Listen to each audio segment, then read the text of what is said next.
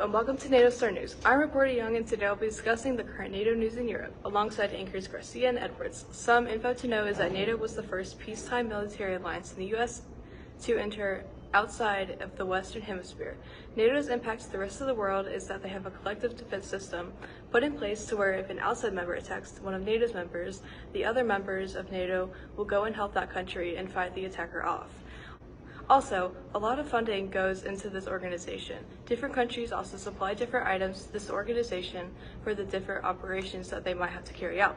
For example, some countries could be supplying ships and the other could be supplying troops and aircraft.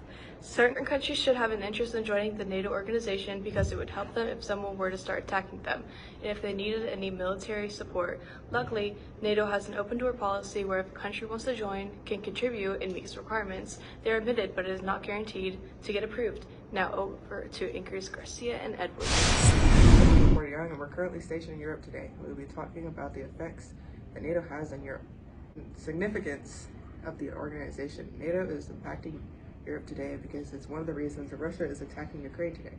NATO and Ukraine's relationship dates back to the early 1990s, which has caused problems with Russia because Russia never wanted Ukraine to join NATO. But since Ukraine refused to listen, it was one of the reasons Russia invaded Ukraine. In response to Russia's invasion, NATO allies call on Russia to immediately cease military action and withdraw all forces from within and around Ukraine. NATO stands with the people of Ukraine. Although they can't legally take action, the alliances will always maintain its full support for the territorial integrity and sovereignty of Ukraine within its internationally recognized borders. Russia is now facing severe costs and consequences imposed by the whole international community, now often anchored. Edwards, I'm here live at the meeting for NATO's response to the current Russia invading Ukraine situation.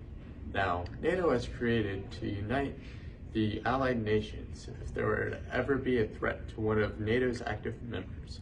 Unfortunately for the Ukraine, they broke ties with NATO back in 2017 and became, and I quote, security policy objective, meaning NATO cannot be put into action.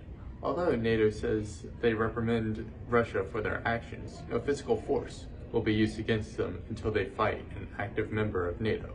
In the future, though, we can expect to see NATO take action against impending threats and possibly prevent wars. Back to you, reporter Young.